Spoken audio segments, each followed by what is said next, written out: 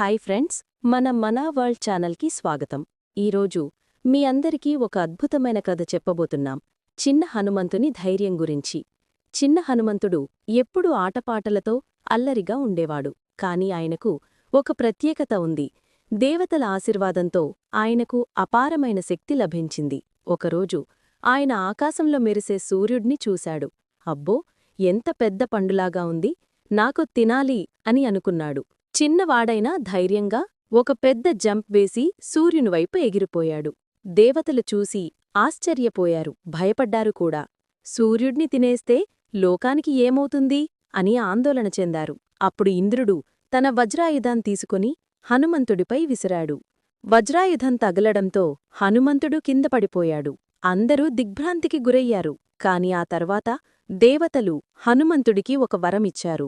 నీ శక్తి నీకు మరచిపోతుంది, కాని ఎప్పుడైనా ఎవరైనా నీకు గుర్తుచేస్తే నీ శక్తి, నీ ధైర్యం, నీ జ్ఞానం అన్నీ తిరిగి వస్తాయి. అలా హనుమంతుడు కేవలం శక్తివంతుడు మాత్రమే కాకుండా వినయవంతుడిగా మారాడు. ఈ కథ మనకు చెబుతున్నది, చిన్నవాళ్లమైనా సరే ధైర్యముంటే పెద్ద పనులు చేయగలం. కాని శక్తి కంటే జ్ఞానం, వినయం ముఖ్యం. ఫ్రెండ్స్, ఈ హనుమంతుని ధైర్యం కథ మీకు నచ్చిందా? నచ్చితే వెంటనే లైక్ చేయండి, షేర్ చేసి మీ ఫ్రెండ్స్కి కూడా చెప్పండి. మరి అలాంటి ఆసక్తికరమైన కథల కోసం మన వరల్డ్ ఛానల్ను సబ్స్క్రైబ్ చేయడం మర్చిపోవద్దు. గుర్తుంచుకోండి ఫ్రెండ్స్, చిన్న హనుమంతుడిలాగా మీరు కూడా ధైర్యంగా ఉంటే ఏ పెద్ద సమస్యనైనా జయించగలరు.